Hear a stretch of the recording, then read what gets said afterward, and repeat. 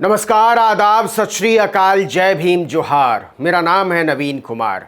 अगर किसी पार्टी को अपना बेड़ा गर्क करना हो, अच्छी भली चल रही सरकार का कचूमर निकालना हो, ठीक ठाक चुनावी भविष्य में आग लगानी हो, तो उसे बस एक काम करना चाहिए, नवजोत सिंह सिद्धू को अपना प्रदेश अध्यक्ष बना ले।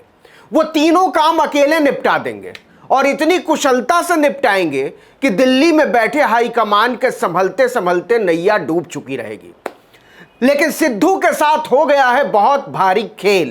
कांग्रेस हाईकमान मान चुका है कि उसने कांग्रेस की कुर्सी पर भाजपा के एजेंट को बैठा दिया है और अब उससे उसी की शैली में निपटा जाना चाहिए। इसके बाद से सिद्धू अपने बाल नोचते फिर रहे हैं, क्योंकि किसी भी दिन कांग्रेस सिद्धू को निकाल बाहर करेगी। राहुल गांधी इसका मन बना चुके हैं, वह सही समय का बस इंतजार कर रहे हैं। लेकिन सवाल है कि अभी नहीं तो कब। जरा इस कहानी को ठीक से समझिए, जितना गंभीर है उतना ही दिलचस्प। यह तो आप जानते ही हैं कि नवजोत सिंह सिद्धू ने पंजाब के अटॉर्नी जनरल की कुर्सी पर एपीएस देओल को बैठाए जाने के खिलाफ मोर्चा खोल दिया था। मुख्यमंत्री बनने के बाद चरणजीत सिंह चन्नी ने 27 सितंबर को उन्हें राज्य का महाधिवक्ता नियुक्त किया था। पंजाब कांग्रेस प्रमुख नवजोत सिंह सिद्धू ने उनकी और पुलिस महानिदेशक इकबाल प्रीत सिंह सहोता की नियुक्ति की आलोचना करते हुए अपने पद से इस्तीफा दे दिया था। सिद्धू ने कहा था कि देओल 2015 में धार्मिक ग्रंथ बेअदबी मामले के बाद हुई पुलिस गोलीबारी के मामले में पूर्व पुलिस महानिदेशक सुमेध सिंह सैनी के वकील थे। तब राज्य में प्रकाश सिंह बादल की सरकार थी। सिद्धू इसे लेकर लगातार अपनी नाराजगी जताते रहे थे, लेकिन वो तो अब पता चला है कि सिद्धू नाराज नहीं थे, नाराजगी का नाटक कर रहे थे।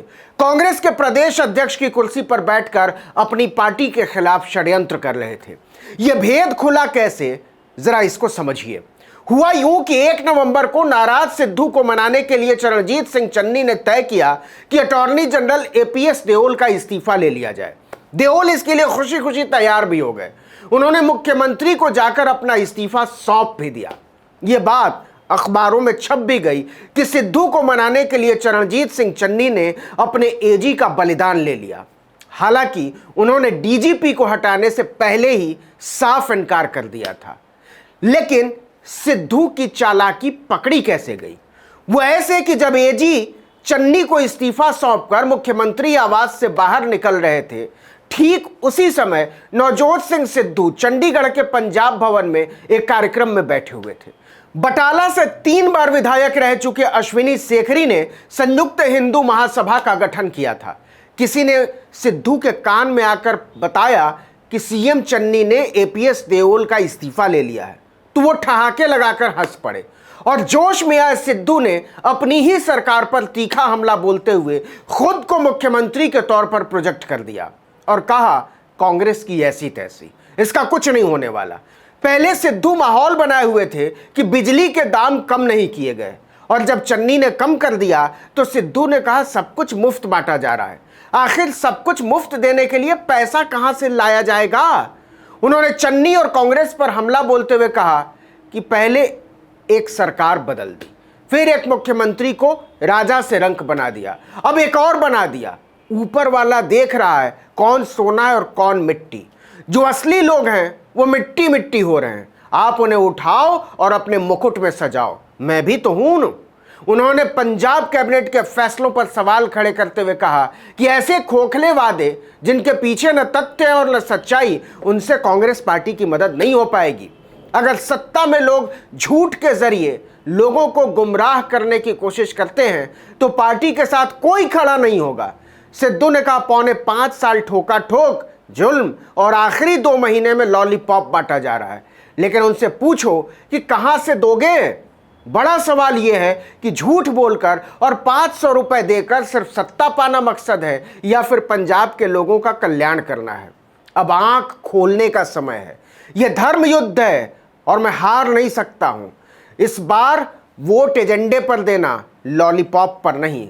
मतलब यह सीधे सीधे कांग्रेस पार्टी और मुख्यमंत्री चन्नी के खिलाफ बगावत का ऐलान था।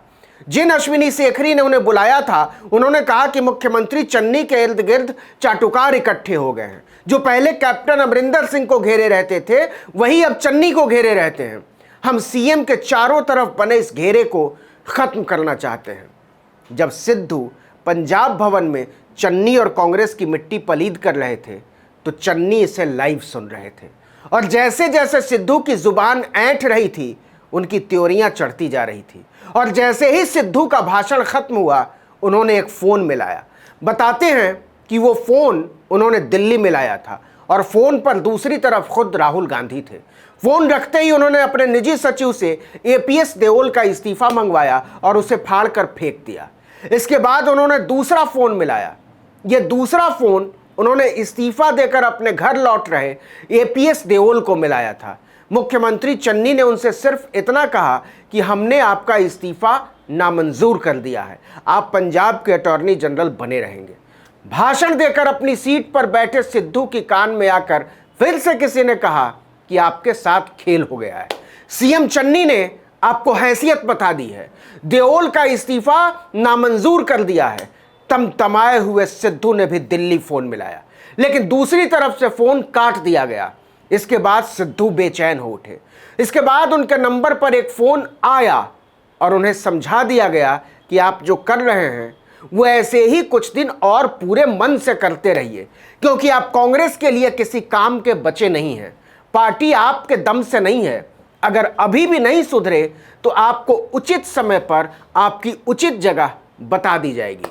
इसके बाद दिल्ली में खबर उड़ी कि कांग्रेस बहुत जोर शोर से पंजाब के नए प्रदेश अध्यक्ष की खोज में जुट चुकी है। कांग्रेस के सूत्र बताते हैं कि राहुल गांधी ने भी कह दिया है बहुत हुआ। उन्होंने चन्नी को समझा दिया है कि सिद्धू की और परवाह करने की बिल्कुल जरूरत नहीं है, और ना ही उनसे किसी तरह का सलाह मशवरा किया जाए। यहां तक कि कैबिनेट की बैठकों का एजेंडा भी उन्हें पहले से बिल्कुल न बताया जाए। उन्हें इसका पता अखबारों से ही चलना चाहिए, उनसे किसी भी तरीके की बातचीत नहीं होनी चाहिए। तो कुल मिलाकर कहानी यह है कि सीएम बनने के लिए उछल रहे सिद्धू चन्नी की सख्ती के बाद से शांत पड़ गए हैं। जिस सवाल से वो आंख चुरा रहे थे, वही सवाल आकर उनके सामने खड़ा हो गया है कि अगर कांग्रेस ने निकाल दिया तो क्या करोगे। वो बादल परिवार के पास जा नहीं सकते, और बीजेपी उन्हें किसी काम का मानती नहीं।